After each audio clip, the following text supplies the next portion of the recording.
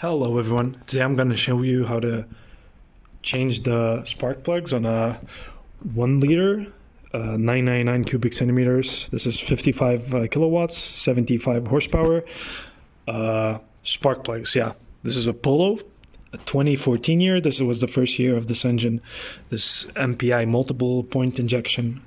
Yeah, so it's very easy to work on because you have a lot of space and everything's very accessible. It's a small engine in a big engine's place, let's say.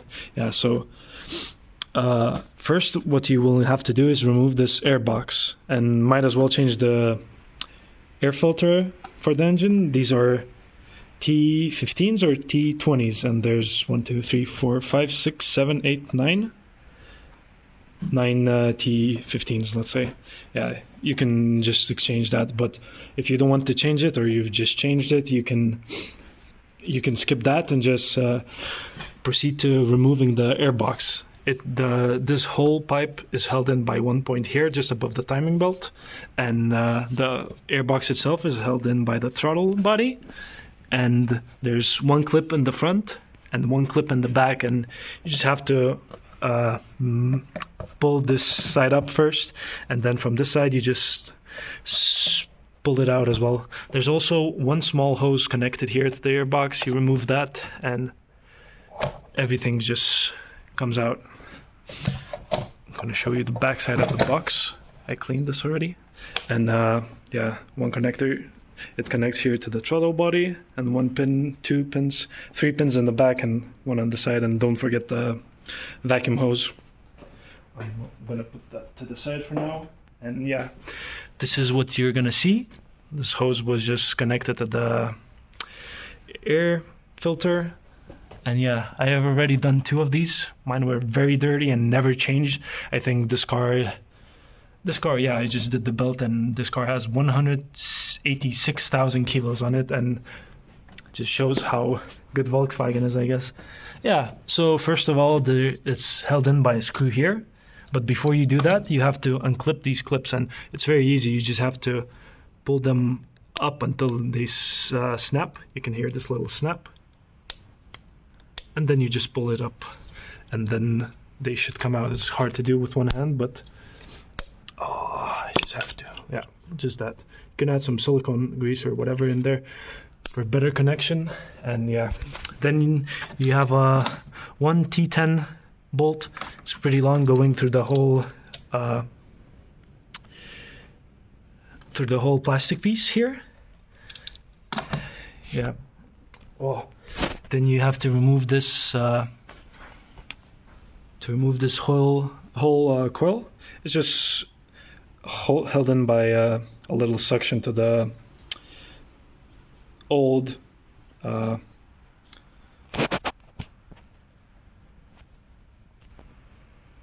spark plug. And yeah, when you remove this, you can clean it. You can spray a little silicone so it doesn't deteriorate.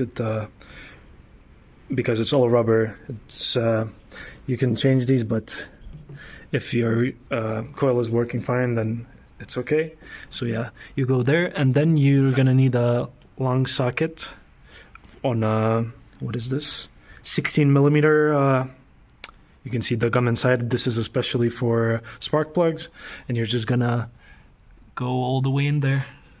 Don't know if I can get a good view of this. And yeah, the spark plug is in there. Mine's a little rusted, this first cylinder or third, I guess.